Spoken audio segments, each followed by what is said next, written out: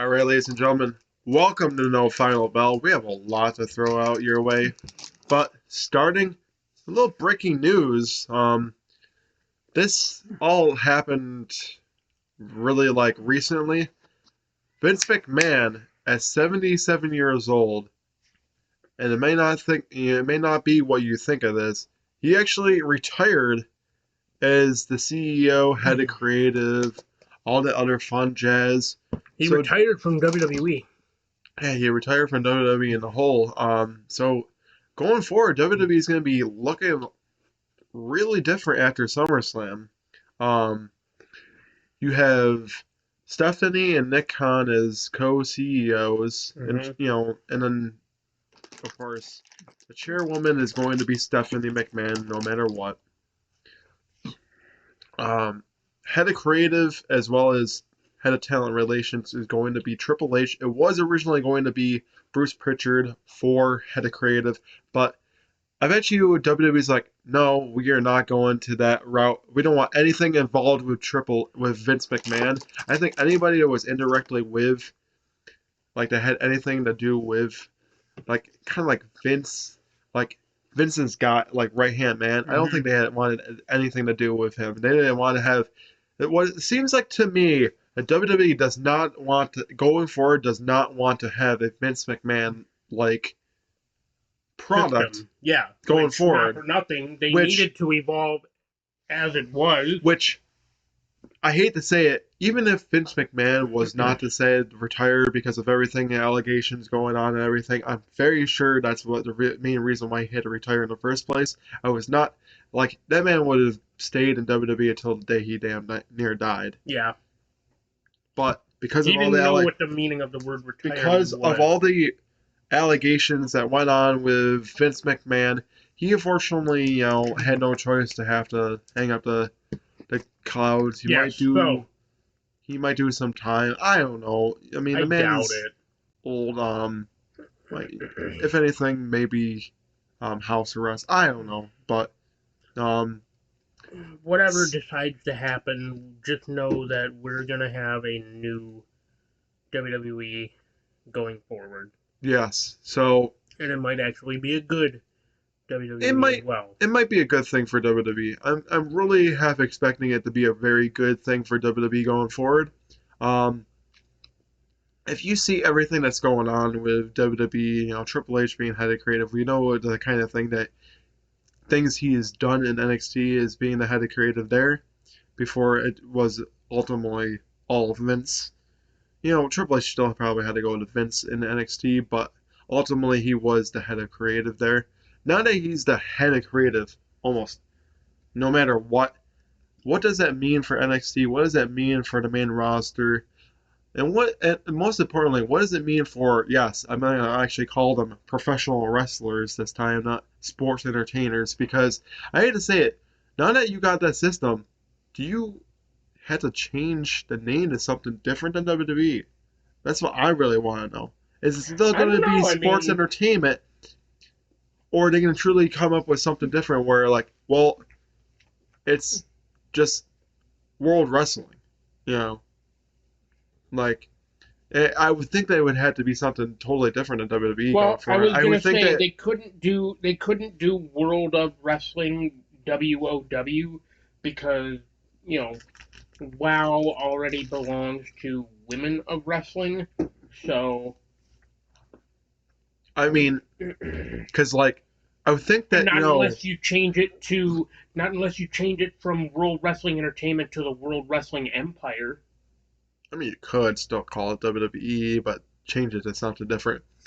I'm very curious to know what's going to go on. I would think it would still be called WWE. It's been WWE for years. Exactly. From 2000, from 2002. Yeah. For over 20 years, it's been WWE. I was going to say, you could rebrand it as the World.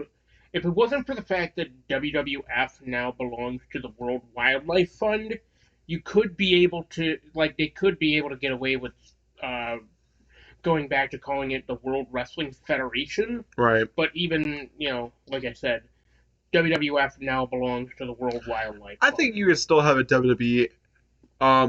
What I could really see happening is them bringing back like a ruthless aggression type style era back to the WWE. Well, I mean, they are already going TV-14, so Yeah, I was expect a about to lot say. of. So, if you see, of course, they're planning to go back from PG to TV-14.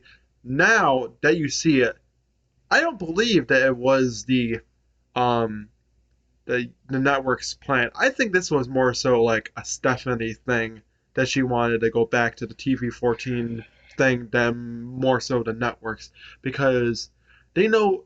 See, this is where I say WWE really truly does fear AEW because now Yeah. that you see everything, they had to go into desperation mode. I'm like, well, this product ain't working anymore. We got to make some differences here. Competition brings out the best on both sides. So I hate to say it, it's kind of a reverse because if you think about it, WCW had to follow what WWF did back in the day, and it didn't work. Now AEW is the top dog, and WWE is trying to copy AEW.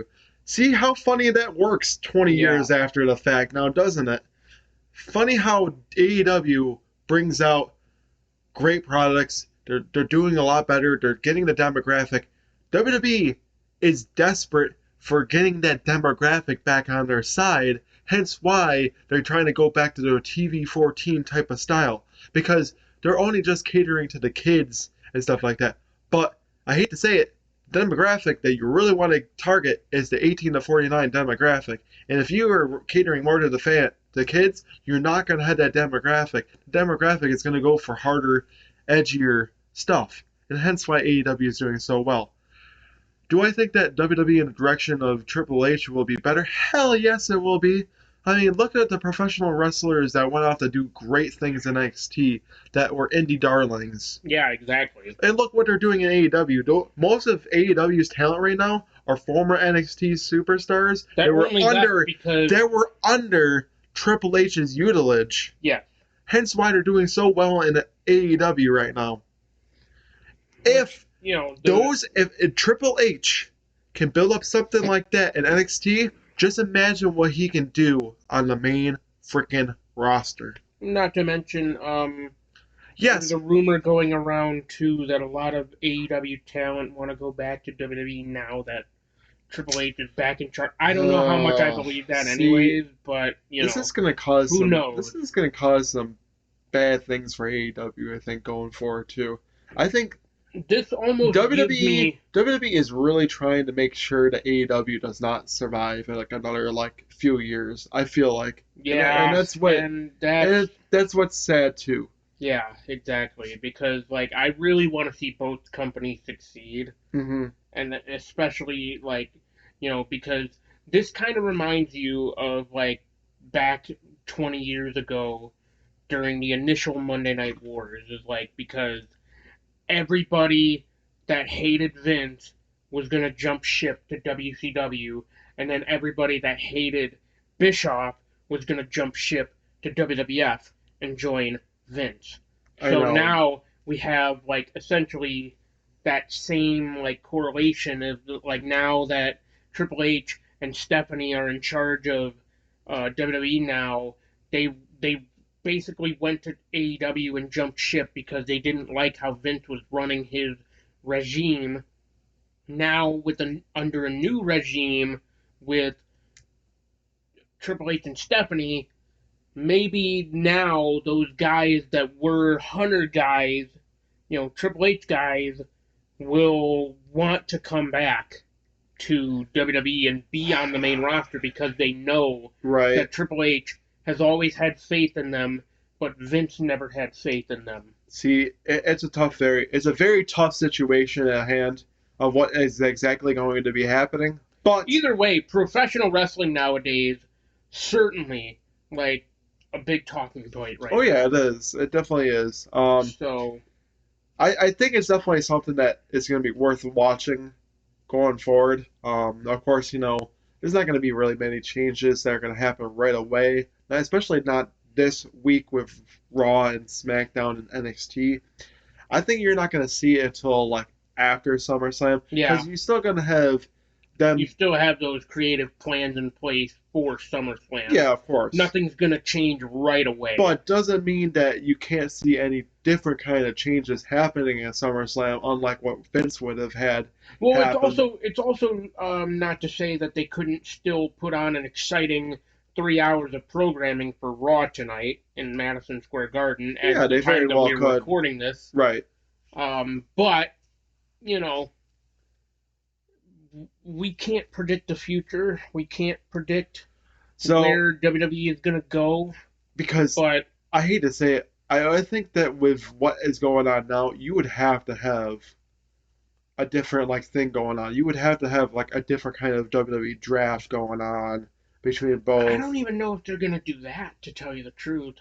Honestly, it's tough. I think this is at a wrong time. If this was after WrestleMania and he decided to retire, then it's kind of easier because then you can restart everything. Exactly. Now that this is happening right smack in almost the middle of the season itself. Yeah. And it's happening at SummerSlam. It's now you're everything that you put together for halfway point between now and next WrestleMania.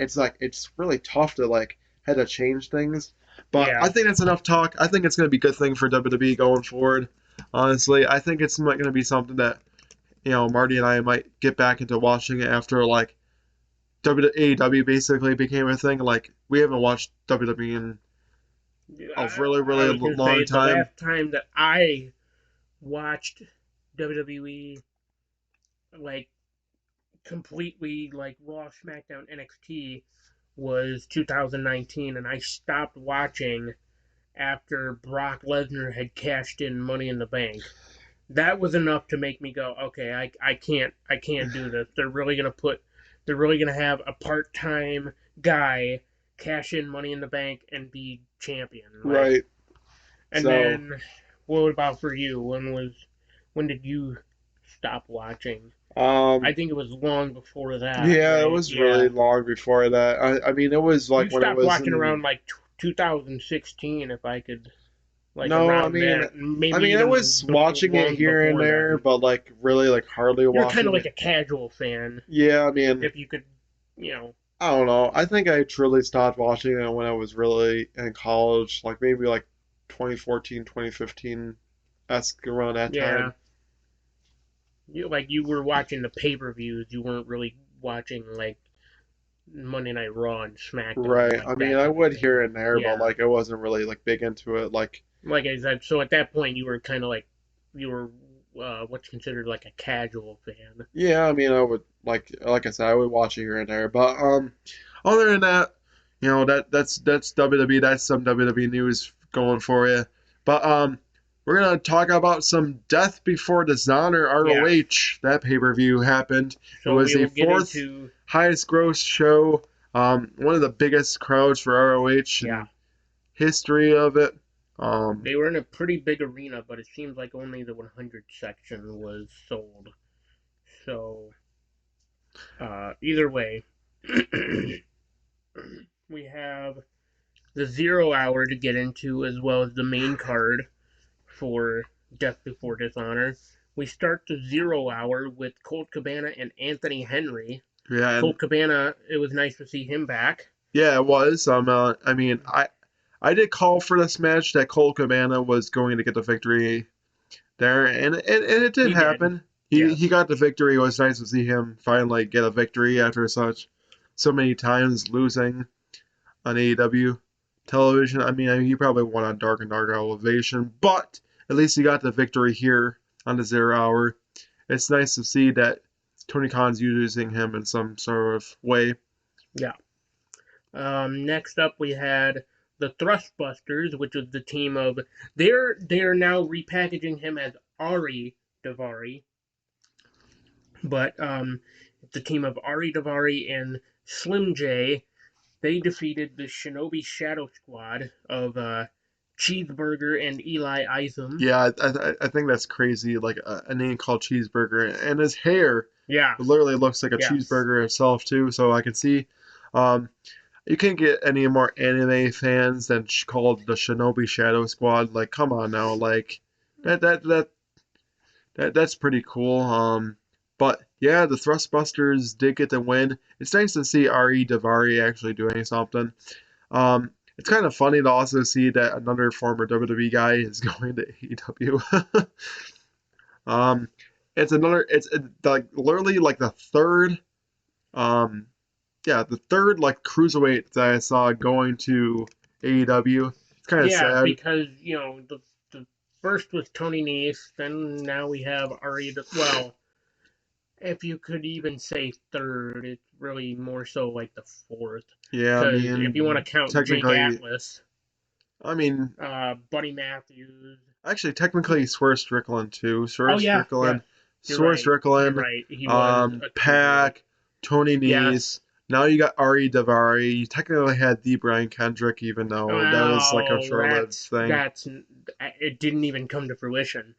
As soon as they found out about his conspiracy theories resurfacing online, they were like, "Nope, nope, he is not welcome in our show." So they could have had him, but um, either way, yeah, they've had their hand. AEW has had their handful of cruiserweight talent, but moving on, they are now the embassy. Prince Nana purchased Tully Blanchard Enterprises. So literally, I don't know how I feel about that. we did not even get a proper it was it was it ended before it even got off the ground. How sad is What that? is totally done wrong in the eyes of Tony Khan to have him just absolutely doing nothing? Like He you had you something got rid great. you got him taken away from FTR. Yeah. Then you also got him taken away from Tully Blanchard Enterprises. Like what is he clearly doing wrong in Tony Khan's eyes that like, oh well, you know what? No, I don't see you being with them, so we're gonna give them to Prince Nana and Ring of Honor. go on from there. Yeah.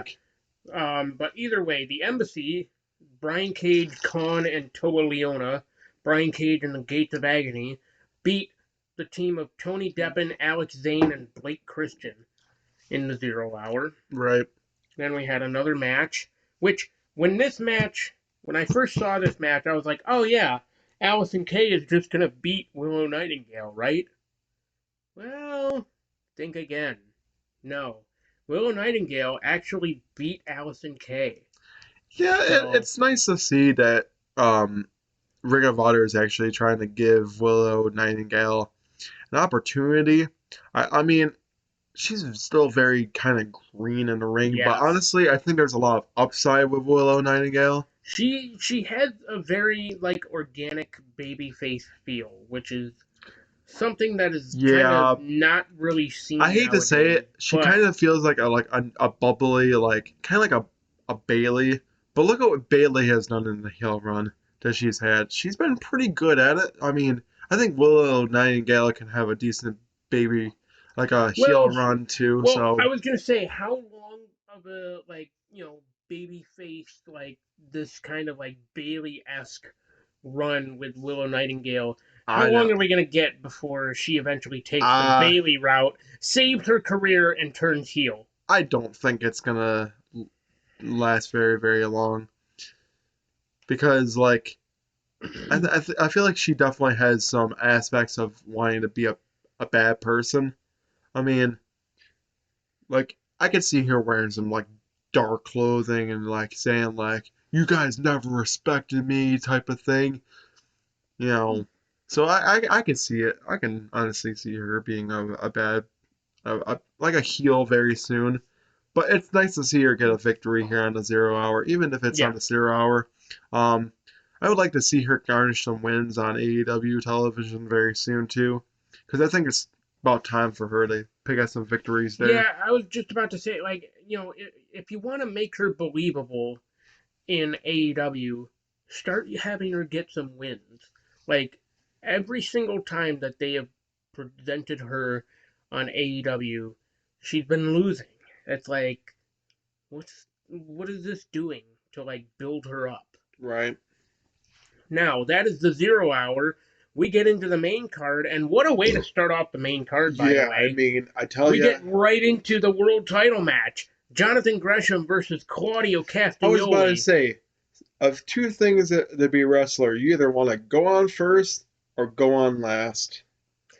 Yeah, especially in the title match. But see, like, having the world title match be the curtain jerker, it's a little weird, to tell you the truth. Like, if anything, I don't think the I don't think the world title should ever go on first. That's just me. But I wonder if that was the reason why Jonathan Gresham was pissed, going on first and losing the title. I don't know, but we'll get into Gresham. He's had a lot of frustrations with Tony Khan and creative and all that stuff. To be fair to Jonathan Gresham, the way that he's been presented in AEW as the Ring of Honor World Champion was not the greatest. No, it was not. So, to be fair to Gresham, I can see kind of where he was coming from with that. But regardless, we'll get straight into it. Claudio Castagnoli, ladies and gentlemen, is the new Ring of Honor World Champion. He beat Jonathan Gresham. He was finally able to grab something he was never able to in his long, illustrious career up to this point, a world title. Vince fucked up. Yes, he did. But I hate to say it. I know this is going to be weird for me to ask. Now that you see with WWE changing everything, could Jonathan Gresham be like, fuck you, Tony Khan, I'm going to go join up with Triple H and Stephanie in WWE? A lot of people are saying that, and a lot of people are also saying... I very well could see it happening. A lot of people are saying WWE, but a lot of people are also saying Impact, that he could be with his wife. That's another possibility. Yeah, I could see that happening, too. Well, especially considering Jonathan Gresham already has history being in Impact. That's another thing, too. When Impact presented him as the Ring of Honor World Champion, they did it better than AEW. I hate to say that, but, come on. Is it not true? Now, I will say, if he was to go to Impact Wrestling, don't be shocked if he got that title opportunity right then and away. Faced off against Jonathan Gresham and just freaking beat him right then and there. I was going to say, that would certainly be something if Gresham was the one to dethrone Josh Alexander. It wouldn't shock me. Or better yet, I could, as much as I feel like it would be a demotion to, everything that he's done in Ring of Honor, I do also feel like he could be a very solid X Division champion. Right. So, even then, look at what the X Division title did for Josh Alexander's career. Jonathan Gresham could easily elevate the X Division title if he were to win it. That's what I'm saying. I think the two places I could see Jonathan Gresham going is Impact and probably WWE. I'm thinking WWE more so than Impact because he's never been there before. With the opportunity now that he could possibly go over there, be a megastar because, Triple H loves the indie darlings and ends up pushing them to the moon. I can end up seeing him facing off, for the WWE title, the Universal title, any kind of title in this matter, and make it work. Yeah. Now, the question is, with Triple H, I don't want to go back into the WWE too much, is, do you start seeing guys having creative control of their characters because he's head of creative? That is an interesting point because that's what I really want to know. Because if promos can start being organic to the wrestler itself, then this is how I'm going to write it out, and this is how you have to go with it. I would be totally fine with that. I would be fine with them having creative control, being able to have their own kind of promos. Of course, now that it's going towards a TV-14, of course, they can say shit. They can be like, I'm going to beat your ass, type of thing. They can start... Women can start calling each other bitches on more often. Yeah, so I can honestly see people being able to have their own kind of style and talk, the way that they want to type of thing on the mic. So I'm thinking this is a good thing for them. That's another interesting point, too. That's why I say I think Jonathan Gresham being where he is, you would think that those were the two options. I can see him going to WWE, being able to work. He would be a mega star in WWE, somebody that they really truly need right now. Because you need some more mega stars in Yeah. WWE. Because I'm sorry, nothing against just having Roman, Drew McIntyre, Bobby Lashley. I hate to say it, now that you start having those guys, watch a lot of these grown talents that didn't end up getting an opportunity in WWE start getting an opportunity. Yeah. Like, well, don't be shocked that somehow tomorrow, oh, Finn Balor's not going to get pushed to the moon. I can see that fucking happening. It probably will happen. But another thing that I was going to say is, like, a lot of people in WWE, especially those WWE fans, will take one look at Jonathan Gresham and be like, oh, he could never be a world champion. He's too short to be a world champion. Those same people said that about Bryan Danielson and about, like, a bunch of others. And look at what happened to them. Benoit was a perfect I was example about to as well. say, of course, we're going to be Benoit was, talking about Bryan shorter, Danielson. but If we want to go to Bryan Danielson, yes, he's going to be coming back and actually competing against Daniel Garcia at Fight for the Fallen. Good for him. I'm hoping he's 100% healthy. From what I'm hearing, I guess he is. Tony Khan was just, being a little cautious on him. He is 100% healthy. I'm glad he is. I'm hoping he can stay healthier. I'm hoping Tony Khan can keep a nice close eye on him. When Daniel Garcia, because he's a little bit of a scrapper, can keep him protected, we'll happen to see. But we'll talk about Daniel Garcia a little bit later.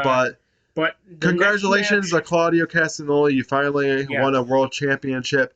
And Jonathan Gresham, fuck you. You're a little pussy ass bitch. I get it. Tony Khan may have not used you in the right way, but doesn't mean you have to go storming to his office, flip him off, say cuss him out and ask him for his release. Yeah. What are you, MJF? Yeah. But next on the card, I figured that was going to happen because Vincent is currently contracted to Impact Wrestling. Right. So I figured that the Righteous was going to lose the Ring of Honor 6-man titles. But regardless, new Ring of Honor 6-man champions once again are Dalton Castle and the boys. So not much to talk about with that. And even then it was kind of a match. They had to have the 6-man champions, like, they had to do something with those belts. And they decided to give it to Dalton Castle and the boys. So next, we were talking about Daniel Garcia. Honestly, he had quite let me tell match. you something. I might not be the biggest fan of like the pure division, but let me tell you something. Wheeler Yuta and Daniel Garcia did have a very back and forth kind of match. Yes. And shockingly enough, of all the pure wrestling matches that I've seen, and I haven't seen a lot, just for the record, the only time I really ever saw pure wrestling rules was when Jonathan Gresham was defending the world title in Impact Wrestling. He brought pure rules to, and even then, I believe they defended it at Final Battle in last year for Ring of Honor. I believe they did, and then also with Supercard of Honor when Josh Wood lost to Wheeler Yuta, I believe. So, and yeah, even then, out of all of those pure wrestling out of all those pure wrestling matches, I don't think I've really ever seen a pure wrestling match like Wheeler Yuta and Daniel Garcia where neither man used all three of their rope breaks. Because in the pure match between Steve Macklin and Jonathan Gresham from Impact Wrestling, both men used both of their all three of their rope breaks, and we got quite an innovative finish because it was a finish of where they go to the ropes, and next thing you know, they don't have a rope break, so it's like, hey, anything goes here. Right. Jonathan Gresham he has Steve Macklin in a figure four. He uses the ropes as leverage. Macklin has his shoulders down. The referee counts to 3. like, that's an innovative finish. But regardless, Wheeler Yuta retains, and basically, on Garcia's way out, flips off the Ring of Honor logo, and he's like, man, fuck this Ring of Honor company. I never needed it. I didn't ever care about the pure title. I just wanted to win it to stick it into Yuta's face and like all this stuff. Well, you didn't. Next, we had a Battle of the Brothers between Roosh and Dragon Lee. Yeah, I mean, honestly, that was a very good match, by the way. Yeah, it was. Too. I will say, Tony Khan definitely likes to. I think he's honestly pushing Roosh to the moon. Like he definitely sees something in Roosh. And honestly, I can see why. He's actually not a bad wrestler. He's got the build. He's got the build. He's got the stamina. He's got the charisma, certainly. He's definitely somebody that I could see like end up facing up against Wardlow very soon for the TNT title. Let's face it, Roosh is a Mexican megastar. Yes, he is. Honestly, I mean, that's probably what got him to the Ring of Honor World Championship twice. Yeah, I think so too. So who's to say he couldn't get back there, or even better yet, like the AEW World title? That'd be something. I would like that. I mean, honestly, no. I mean, because isn't Roosh actually going for an interim world title? Yes. Fight for the fight. Yes, fight for the Fallen. Moxley. He's gonna face off against Moxley for the interim world title. I don't think he's gonna win. No, which would really suck because he's been on a very great winning streak right now. He has a 10-0 streak in what was it, AAA, AEW, and Ring of Honor combined. Yeah, I know, it's crazy. So honestly, as bad as it is, as much as I would love to see Jon Moxley retain the interim world title, I almost think you might have to give it to Roosh. I don't know though. I mean, if they decide to do that, give Roosh his moment with the interim world championship, but then, like, I don't know, because the only way that I could see, like, because I hate to say it, CM Punk ain't gonna return for All Out. So honestly, truly, I have no idea who Jon Moxley could go up against at All Out for the interim world championship. I mean, what they could do though is Brian Danielson's in the Blackpool Combat Club, so you can't really have him go up against Jon Moxley indirectly, which sucks. Yeah. Claudio Castagnoli is the ROH World Champion. Not going to have him go up against it. So, not only that, he's also part of. Truly, if somehow Omega can come back, there's the only other person I can think of that could go up against Jon Moxley for the interim world championship right now. As far as right now, that's why I think Roosh would make a little bit more sense than you can have him go up against really anybody.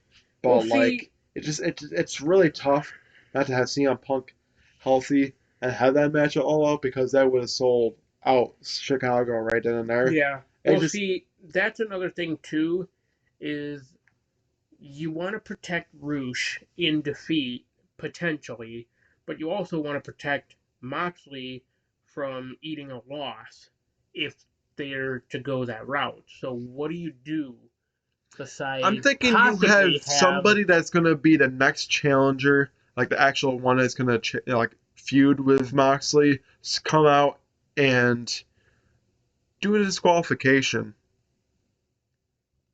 But either then again, that or I was going to say like a time limit draw. But even then, it's a world title match. It's going to be a 60-minute time limit. So I don't see them doing another 60-minute time limit draw. It was, it kind of. I know it's tough to really protect Roosh in this situation against Jon Moxley.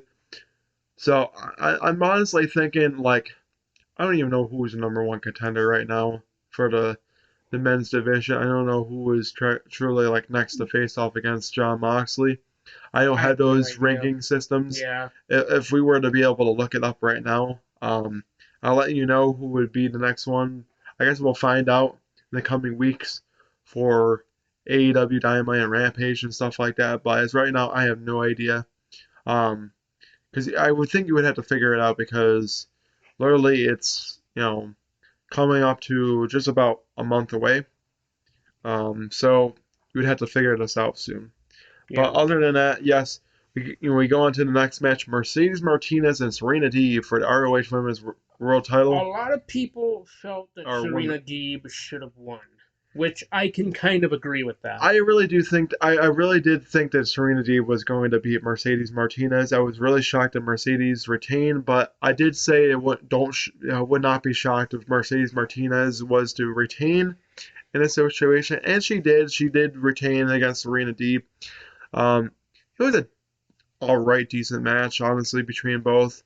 Serena Deeb can really wrestle. Mercedes Martinez definitely showcased her experience in the ring. I mean, she's got over 20 years. Plus 20 years of experience, so. But, she's been doing it a very long time. She has. But next match, I kind of expected that was going to be the result. Samoa Joe and Jay Lethal, as to be expected. Samoa Joe retains against Jay Lethal. Although we did get in the match, Satnam Singh got involved and the referee threw him out. We get a hilarious moment where Satnam Singh looked at the ref and he's like, "That's bullshit." So, yes, that was hilarious. Yeah, I mean, it was a great match. I mean, Jay Lethal was able to get the lethal injection on Samoa Joe, and Samoa Joe to kick out. Then gets Jay Lethal in a muscle buster and I think beats him that way, right? Or was it a I believe it was the Coquina Clutch. Was it a Coquina Clutch? I believe so. But oh man, all of that aside, now it's time, as Mark Henry would say, it's time for the main event of Death Before Dishonor 2022. FTR and the Briscoes 2. See, 2 out of 3 I was really thinking that the Briscoes were going to, win back the tag team titles here. Man, I was honestly shocked. I was really thinking that the Briscoe brothers were going to be able to win back the ROH World Tag Team titles. No, it did not happen. No. FTR showcased why they are the most dominant tag team in all of professional sports right now. Professional wrestling right now. Key thing, they fought like an 8-year-old girl. Yes, they did.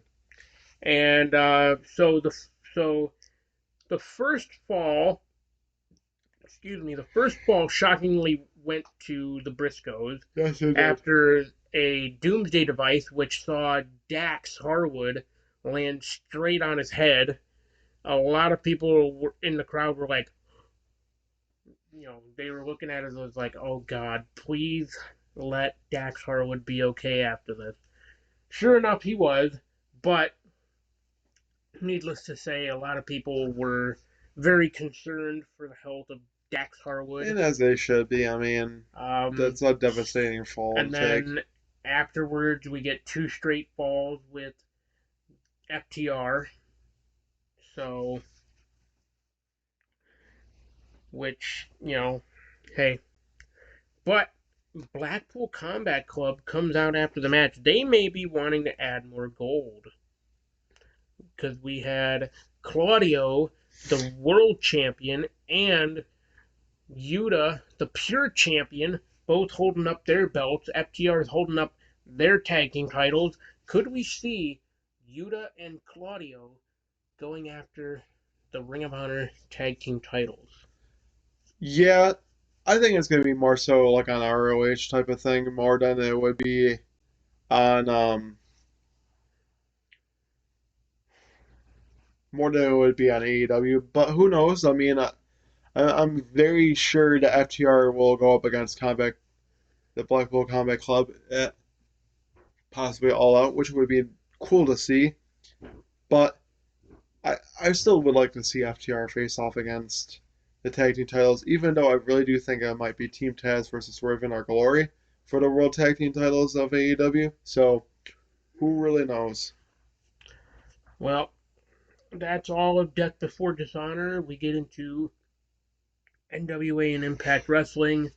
We start off NWA Power this week with Maxie Impaler versus Taya Valkyrie versus Ella Envy in a triple threat. Maxie Impaler beat Taya and Ella Envy. But after the match, Father James Mitchell may be looking to recruit Max for the Miserably Faithful.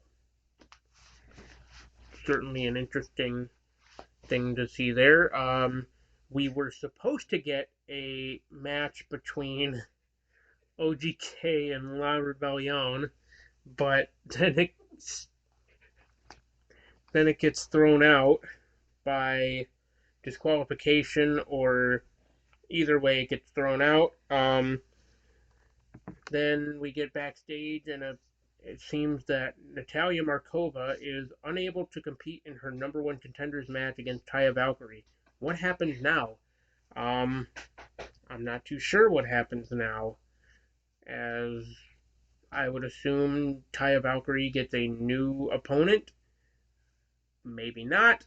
More backstage stuff as Austin Idol is with Scion, his son. Austin Idol is promising Scion that if he listens to Idol's advice, he'll become the national champion. It's possible. Austin Idol has a great track record of making champions out of his pupils. Then we have Magic Jake Dumas and Eric Jackson. Not too much to talk about with that. Magic Jake Dumas beats Eric Jackson. But in the main event, Race to the Chase, there is a fatal four-way. Mike Knox, Brian Myers, Nick Aldis, and I believe... who was the last person? Tom Latimer. Or was it Tom Latimer? Yes, it was Tom Latimer. We had Tom Latimer, Brian Myers, Mike Knox, and Nick Aldis. Out of all those in the match, surprisingly enough, Nick Aldis wins the Race to the Chase and will face Trevor Murdoch for the World's Heavyweight Championship at NWA 74. We don't know if it's going to be night 1 or night 2 of NWA 74, but my guess is it's probably going to take place on night 2. It's going to be the main event of night 2. But regardless, that is NWA Power for the week. We get into Impact Wrestling. We start off with Vexed, the team of Deonna Purrazzo and Chelsea Green, beating Jordynne Grace and Mia Yim. Then we go backstage. Honor No More talks about not receiving title opportunities since arriving at Impact. Then Eddie Edwards is still mad at PCO for continuing to fail in protecting and winning matches with Honor No More. Could we see PCO branch off from Honor No More? It's very likely. It is very likely to happen. It seems to be what they're teasing towards, and especially considering like PCO has his own entrance graphic separate from Honor No More, but every now and then we do see him out there supporting Honor No More. It's very likely, highly likely, that PCO could possibly branch off from Honor No More. But next we have the X Division Championship match between Speedball Mike Bailey and Diener. And as to be expected, Speedball beats Diener. Then we get backstage with Gail Kim and Vexed. Gail Kim gives Vexed the news that at Emergence, they will be challenging for the Knockouts Tag Team titles. That's a bit of an interesting one there, because it's very likely that at Emergence, Vexed could become the new Knockouts Tag Team champions, because now that we know what is happening with Rosemary and Taya Valkyrie, and what's happening with Havoc, or Jessica, as you could call her, they kind of have their hands tied with that. So I really think that Rosemary will be thrown off trying to deal with all the mess of Jessica and Taya Valkyrie, but who's to say they retain at Emergence? Then we get Masha Slamovich and Madison Rayne. As to be expected, Masha beats Madison Rayne, but after the match, She hands the slip to Gazelle Shaw. Gazelle Shaw, I hate to break it to you, but Masha's going to kill you. And then we get backstage. Brian Myers with Bhupinder Gujjar. Brian Myers lays out the challenge to Bhupinder to face Vincent. So it's possible that Vincent and Bhupinder Gujjar could go up very soon. We finally have a date for when Killer Kelly is going to return to Impact Wrestling. She's arriving next week. And then during the match between Bullet Club and OGK,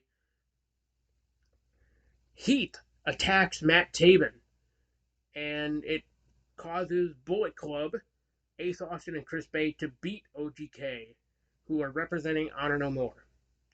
So OGK had a busy week this week on NWA and Impact. But regardless, backstage, Sami Callihan beats down Steve Macklin, but Macklin gets the upper hand because of the help of Moose. And we find out next week Rich Swann will face a debuting Kushida. So, Kushida going to be facing Rich Swann next week. Also next week, Eddie Edwards versus Ace Austin. And we have a match made official for Emergence. Bandito, former Ring of Honor World Champion, will be going one-on-one with Ray Horace. It is a AAA match happening on Emergence. And then in the main event, the most highly talked about main event of Impact Wrestling for this week, Alex Shelley and Chris Sabin, to determine the number one contender for the Impact World Championship and the man who will face Josh Alexander at Emergence. Well, ladies and gentlemen, I don't think anybody really saw this coming. No, I did. But Alex Shelley. Except for me. Alex Shelley. I called it. I said that Alex Shelley was going to beat Chris Sabin. Yes. And will challenge Josh Alexander at Emergence for the Impact World Championship. But after the match, Motor City Machine Guns get beat down by Diener and Doring. But who makes the save? Kushida. He's setting the stage. He is once again reunited with his former tag team partner in New Japan. The Time Splitters are kind of back. Alex Shelley and Kushida, the Time Splitters. Yeah, I don't know how this makes Chris Sabin feel because, he's with Alex Shelley as the Motor City Machine Guns, but if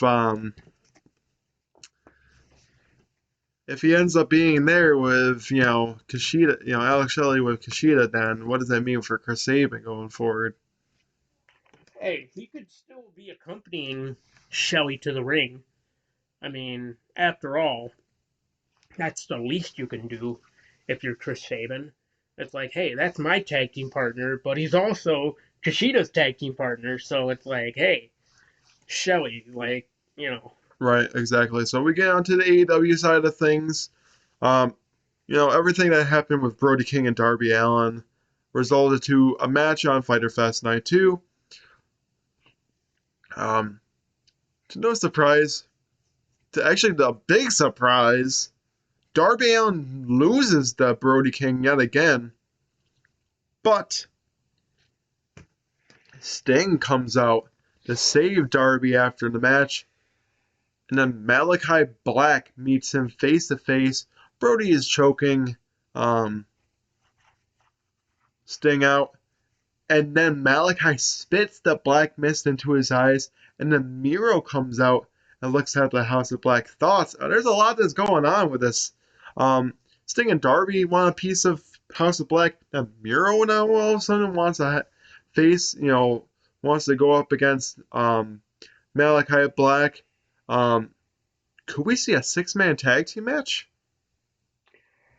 We It's could. possible. It's very well possible because if you think about it, there's technically 4 members of House of Black, 3 of them being males.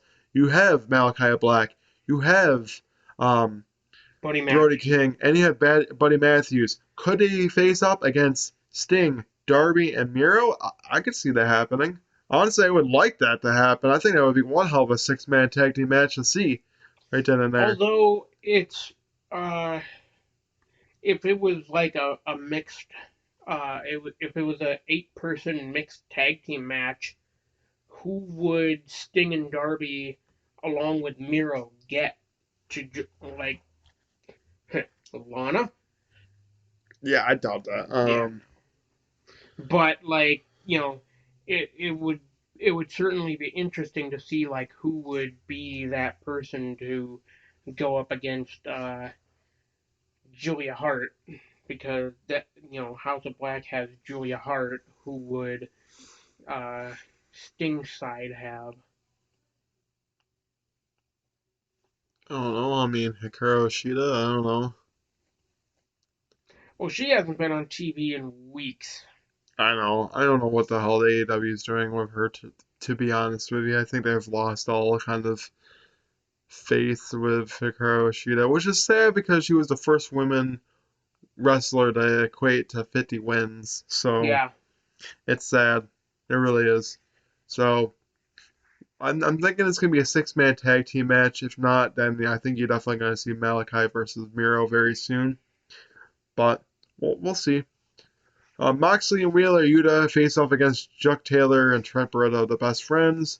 And then, no surprise, Moxley and Wheeler Yuta do beat Chuck Taylor and Trent although it's Beretta. not to say that Trent Beretta didn't want to get a piece of Wheeler, because he never liked Wheeler from the start. Wheeler Yuta is a hell of a wrestler. Ever since joining up with the Blackpool Combat Club, look what he's done. What he's done for his Oh, I career. know. Winning the Pure Championship, having great wrestling matches, being a He hell of a certainly wouldn't have scrapper. gotten that with the best friends. I I can don't tell you think that so. I much. don't think so either, honestly, to be honest with you. Best friends never needed Wheeler. Wheeler always needed best friend to get to where he is with the Blackpool Combat Club. Yeah, I think so too. So Swerve and the Glory do have their championship celebration. Thank the fans for it, and then Mark Sterling and Tony Nese come out to ruin it. And then Kevin Gates stiffs Nese in the face. He kind of gives him a nice face where he lands on the ground. He's down for quite a while. It's like, damn, I got punched for real. And then Swerve Strickland kicks Mark Sterling in the face. It was a nice little entertainment moment. Not very much. Not very often do you see that in AEW, but every now and then it's great to laugh at and see and like. Um, see, every once in a while it's nice. To have it happen all the damn time is when it's like, Yeah. so. Then afterwards, which did lead to a match on Rampage, we did see, we'll let you know exactly who won that match very soon, but the Butcher and the Blade beat down Dark Order's Alex Reynolds and John Silver, and Hangman saves them with a chair in his hand. Thoughts? Well, yes, it did lead to John Silver and Adam Hangman Page going up against the Butcher and the Blade.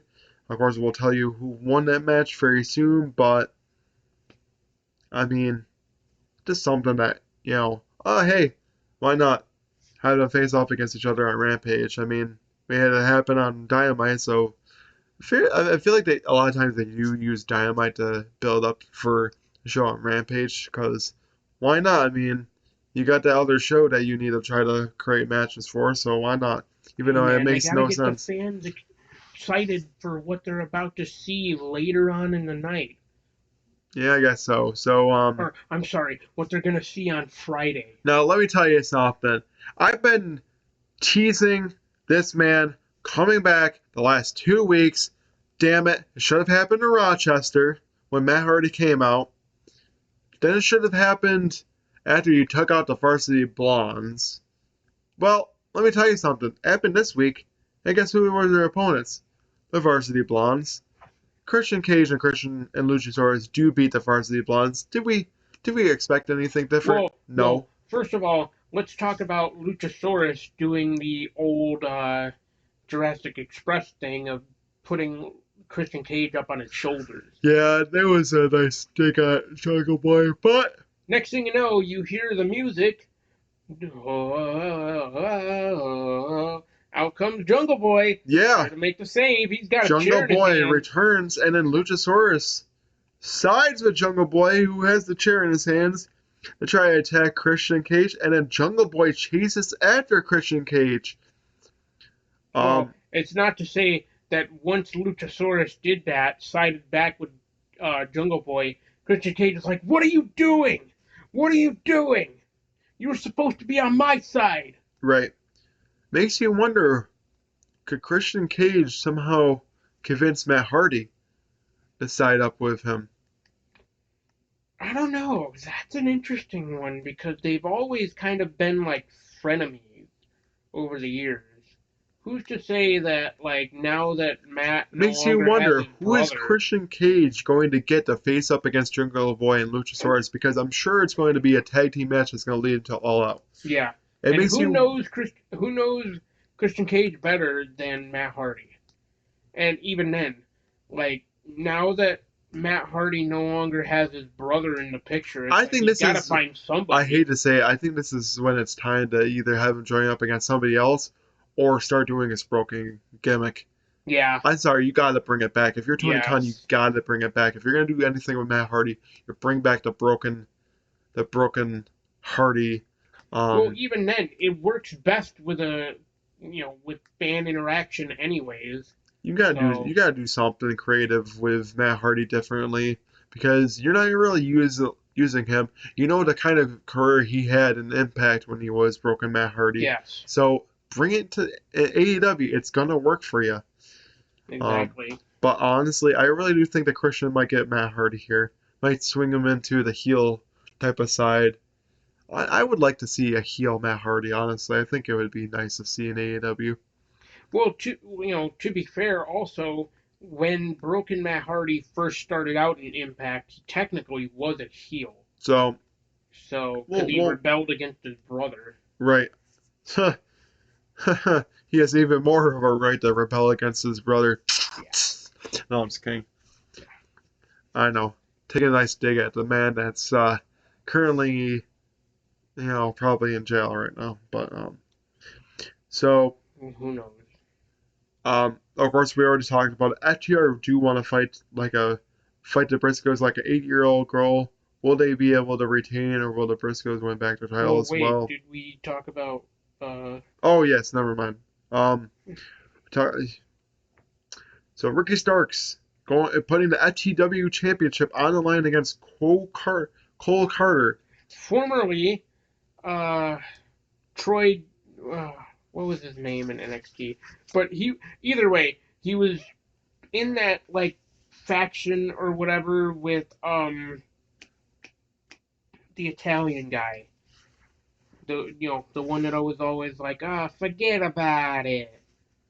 I forget his name, but either way, he was part of that stable in NXT 2.0, and now he's no longer there. He's back to being Cole Carter, but yeah. Either way, So Ricky Starks beat his ass. does beat Cole Carter to retain the FTW World Championship. And man, how more arrogant can you get done? He wants to face off against somebody else. Yes. Who answers? Yes, you see, Ricky Starkman has that FTW championship. I would like to, Danhausen would like to win that championship. And it was funny, too, because Ricky Starks actually took a dig at it. He was like, next week, it will be Ricky Starks against Danhausen for the FTW World Championship. Yeah, it's going to be a nice match to see, even if it's for a world title that means absolutely nothing for anybody's career. But it'd be nice. I think Danhausen winning the title would be freaking hilarious because that's all that title is. This is very much a comedic gimmick type of title anyway. So why not have Danhausen? You know what would be cool? that make that title kind of like the WWE's version of the 24/7 championship, where they could defend it anywhere. Well, That'd be hilarious. the idea is stupid in hindsight. I know, but I'm hoping. I hate to go back to WWE. I'm hoping WWE and Triple H just gets rid of the 24/7 championship idea. Yeah, like, no, here's the thing. When it first got introduced, I was like, oh, yeah, okay. The Hardcore Championship with that 24/7, like, rule was actually, like, entertaining stuff to watch. Then it's like, okay, yeah, I see where they're going with this. They're literally just going to make it a comedy title, which is exactly what they did.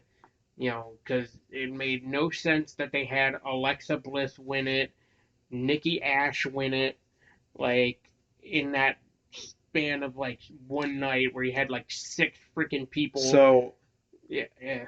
I mean, They speaking need of to get that, rid of it. yes, I agree. If you see, between these two men, Danhausen and Ricky Starks going off against each other for the FGW Championship next week on Fight for the Fall, or later tonight on Fight for the Fallen, um, do you think that we'll see Danhausen winning it or Ricky Here's Starks my retaining? answer. Here's my answer. I think it will be a very nice and very evil result. I'm hoping so. I'm really hoping so. Danhausen deserves to at least win some kind of something in his career. So, Yeah. yeah. So we do know about this. FTR do want to fight Briscoes, like an 8-year-old girl. Will they be able to retain, or will the Briscoes win the back to titles? Well, they were able to retain. Yeah. So that's all we're gonna say And there. so, yeah, a little backstory about why they said they want to fight like an 8-year-old girl.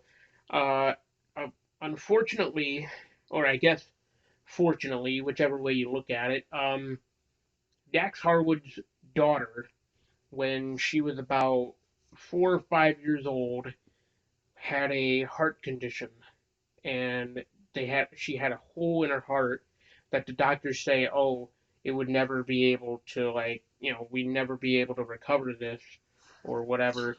Well, Well, no, fast no, no. forward. They said that like, well, we can do open heart surgery, or like the hole can Oh, try to yes, like yes. clear up Thank on you. its Yes, own. that's Well, what it was.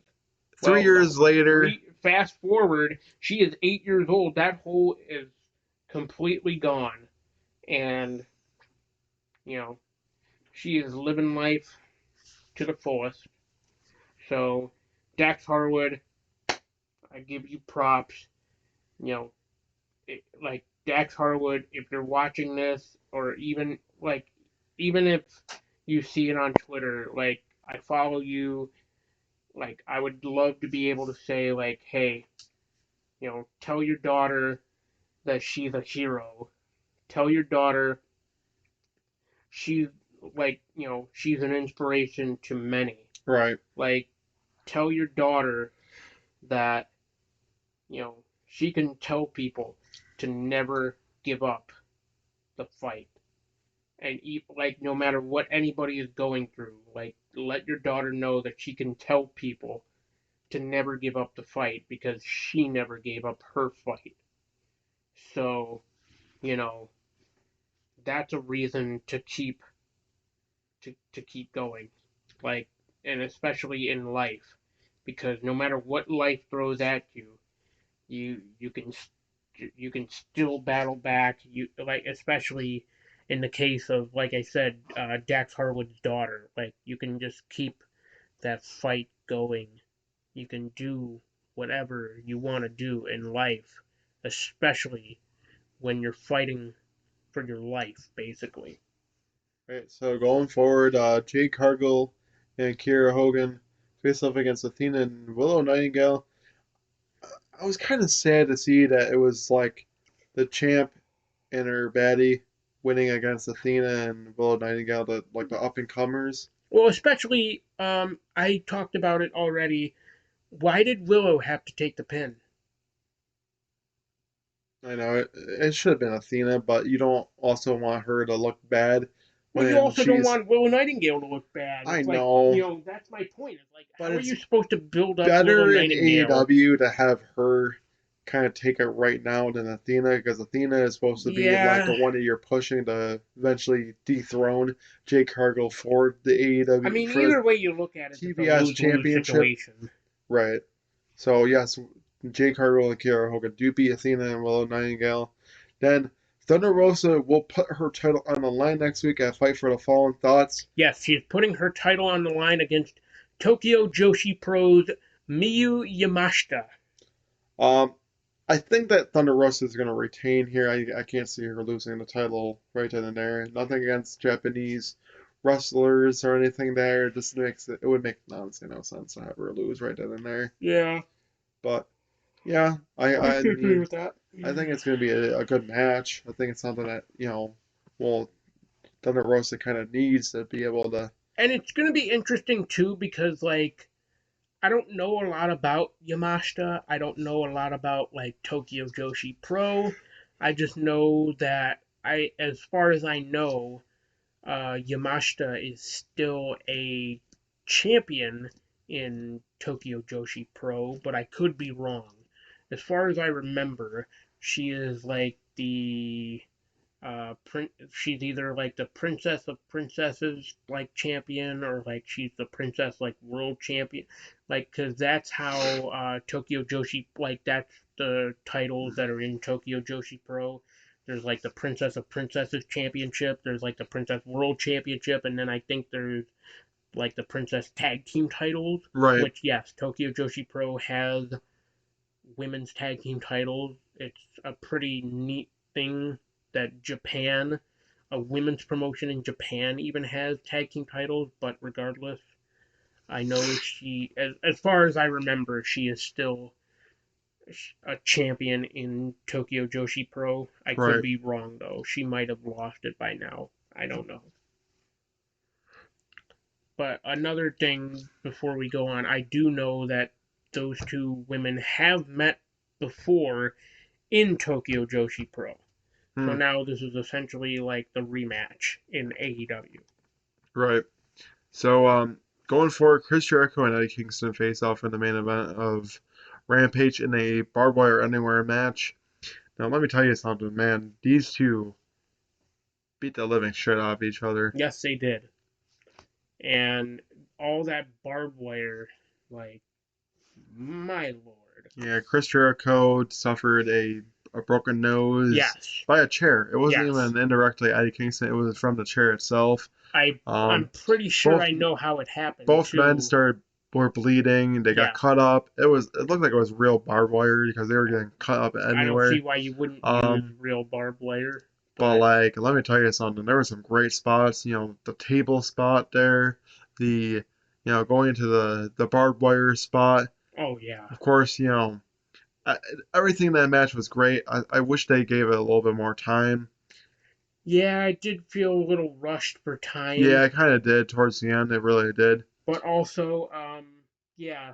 So how Jericho got his nose broken, it was like pretty much the point, like the end of the chair where like you pick it up by like the handles. It like drove right into like you know his Of course, nose. Chris Got Jericho like started kind of bleeding when Eddie Kingston was beating the living crap out of yeah. him with the microphone Well, itself, barbed wired. you could also tell that Chris Jericho had like broken his nose because you just see him like doing that, like trying to realign it. So Right. Don't be shocked with him like wearing like one of those protective face masks. hey, he's gonna have to wear the mask that Madison Rain wears. You know, she.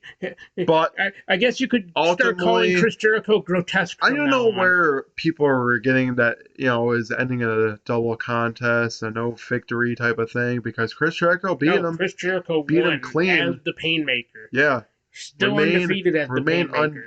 undefeated as the Painmaker. Um, I would think that Chris Jericho and Kingston is done at least for now.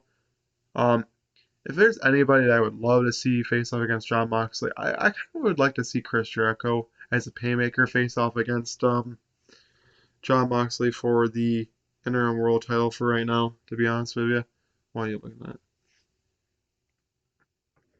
It says Adam Hangman Cole. I know, but Yeah, Chris Jericho does beat Eddie Kingston to at least end that rivalry for now. But, man, Adam Hangman Page and John Silver face off against the Butcher and the Blade. Shockingly, I'm kind of disappointed that they did get the victory here against the Butcher and the Blade, who are actually ranked in the tag team division. That kind of really derailed Butcher and the Blade, who right now are the ones that are actually helping the viewership go up a little bit for AEW. If you didn't know, actually, they were the main reasons why they won the night in Rochester.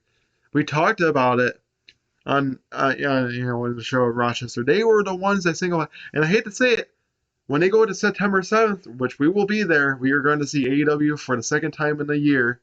In 1 year, this is our third AEW event that we're going to be going to. Buffalo is, of course, is going to be the Fallout from All Out. Yes, that's what they're referring it to it as, which I'm honestly ready to see because I think that night, literally, we get to see the first AEW after a pay-per-view. Yeah. Usually that's when it's going to be the greatest because they start getting, their fresh ideas and all that other stuff. So I'm expecting that show to be really, really good. Unfortunately, Rochester the first time would have been after Revolution, but, everything happened with the pandemic and the show got delayed like twice before they officially settled on September 29th of 2021. But regardless, yeah, I'm excited for Buffalo. Yeah, I am too, because I was about to say, if there's anybody that's going to be single-handedly bringing the ratings for that night, it would definitely be the Butcher and the Blade, and you have to get them a victory. But yeah, I was kind of disappointed that he didn't get the win against Adam Hangman Page and John Silver, to be honest with you, because it made absolutely no sense to give Hangman Adam Page and John Silver the victory there on Rampage to start off the night. Adam Hangman Cole, cowboy baby. Yes. So Wardlow going forward, speaking of Mr. TNT Champion, vows he will beat the living shit out of anybody that goes up against him for the title. Thoughts? Yeah, I can see that happening. I mean, he's been on a roll ever since winning the TNT title, so honestly, I can really see him facing. Here's the thing: bring back the Open Challenge. He wants to, actually. Please. He wants to bring back the Open Challenge. Tony Khan, do it, please. Wardlow would make the most sense to have an Open Challenge. Start doing that for every AEW TNT champion right now, because that's where you bring a little bit more prestige to a championship. You can have him go up against guys almost every single week. You can have the title to being defended. It's your god dang television title, for God's sakes. Please just have it competed on the line every single week. It would make the most sense. But yeah, I would be honestly alright with him beating the living crap out of everybody. Give him the powerbomb sympathy. 1, 2, 3, boom. But nothing like that powerbomb. Lee Moriarty and Dante Martin. Now let me tell you something. This was a decent match, but the way that he won was by holding onto the rope. Anything to get a win, I guess. Yeah. Then Matt Sydal called him out on it. Says he's getting desperate to get a win and wants to face him next week on Rampage. Thoughts? Do we think that Matt Sydal will... I think the teacher is going to overcome the student. Yes. But then again, don't be shocked if Lee Moriarty does wind up joining up with Stokely Hathaway and beating Matt Sydal here in this match. It's safe to say that Lee Moriarty might become a daddy. Because Jade Cargill has her baddies, but she also said that let's get a daddy section going. So Lee Moriarty could become a daddy with Jade Cargill. I mean, they already kind of teased it right in there, and he smiled at Stokely Hathaway, and then Stokely kind of smiled indirectly afterwards. So don't be shocked if he ends up joining, and then Stokely Hathaway somehow gets involved in this match and has Matt Sydal lose. So as much as you kind of hate Rampage, they do build into some decent storylines on Rampage. They can, yeah. I mean, they really do keep it as like a separate show away from Dynamite, so I kind of like what they do with Rampage here and there. I guess you could say that Stokely Hathaway has found a diamond in the rust with Lee Moriarty. Yeah, Taiga style. Yeah, and even then, that's a pun. That's a play on words from Stokely Hathaway's time in NXT when he was Malcolm Bivens and he formed the Diamond Mind. Or Diamond Mine. So, yeah, Britt Baker and Jamie Hayter face off against Ashley DeBose. Ashley D'Amboise. And Sky Blue. I mean, were we shocked that they, I'm not shocked that they got the victory here. Ashley DeBose and Sky Blue are basically jobbers in AEW anyway, just there to make, the others look good. So, good for Britt Baker and Jamie Hayter. I just don't understand what they're really doing with Britt Baker. Like, you're not the face of the women's division right now, so stop acting like it. Right.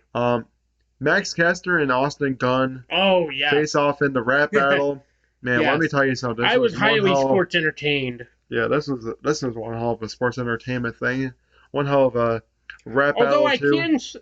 Austin Gunn. I was going to say shockingly Austin Gunn was spitting some bars. Yeah, he was spitting some bars. Man, the way that. Especially talking about Max Caster being one of Bobby Lashley's sisters. That was hilarious. Oh, yeah, I remember that. And then also saying how, saying something about Anthony Bowens as well, saying, like, kind of going against his, like, talking about his, being his gay, his sexuality, and saying, like, what did he say? Like, something about, like, oh, well, do you blow him or something like that? Or when you guys get together, do you blow does he blow you or something like that? He definitely said something bad that really got Anthony Bowens a little ticked off. I wonder if that was planned beforehand. That I wonder if he got the okay from Anthony Bowens to even incorporate that into his rap. A lot of people are still debating whether or not the last rap battle that we really saw from WWE, if that was part of the script where one of the Usos said, "Hey, Big E, let's just keep it PG. You know it's good. Don't get all rated R like your boy Xavier Woods." A lot of people are still debating, like, "Oh yeah, no, that was part of the script," or like, "No, it wasn't. They just like threw it in there." They didn't talk to, like, an agent or whatever, when it's like one person's like, no, they did talk to an agent, but, like, it wasn't, that agent didn't, like, relay it, so who knows what's part of a script in a rap battle and what's not. I really do think that it wasn't even planned for him to say something like that, so although another bar that Austin Gunn threw at Matt Caster is like, oh yeah, John Cena called. He wants his gimmick back. I kind of found that a little cute. That was hilarious, honestly. It was like, yeah.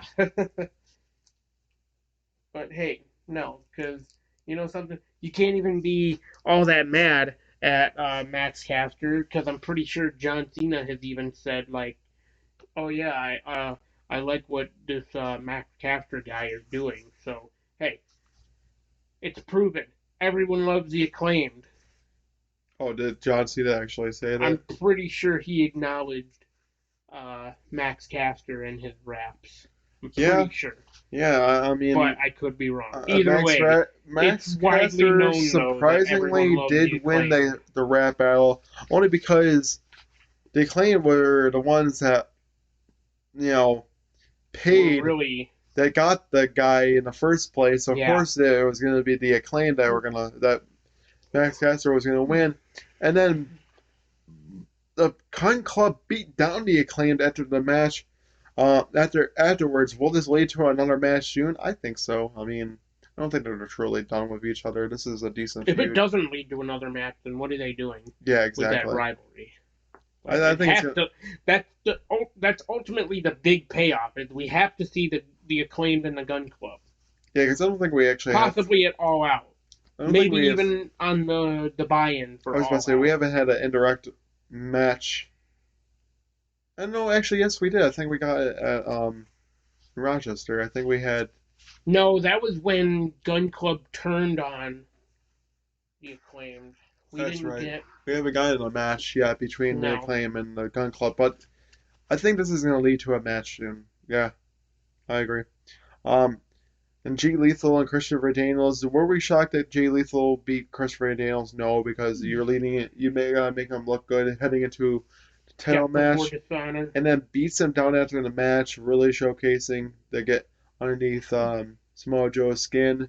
But we ultimately do know what happened. Samoa Joe did retain and beat Jay Lethal for the ROH World Television's title. But with that, this concludes this episode of Final Bell. Make sure to follow us at social media at Tinkle Sports. Of course, follow our channel at Tinkle Sports Entertainment. We have out of turn 4 every Tuesday at 5. Of course, this show is every Wednesday at 5. We do have Sunday morning Tinkle, but right now we are on hiatus until about a month from now. And of course, Tingle Focus with Zach Hermine. Like I said before, I don't know if that's still going on. I don't know if it's happening or not, or when it's going to be happening at all. Right now, at least I know that the main shows that are happening is Out of Turn 4. This one, No Final Bell, and of course, Sunday Morning Tinkle, which will be coming back in about a month from now. But as always, thank you for watching this episode today, and we will see you in the next episode. Goodbye, everyone.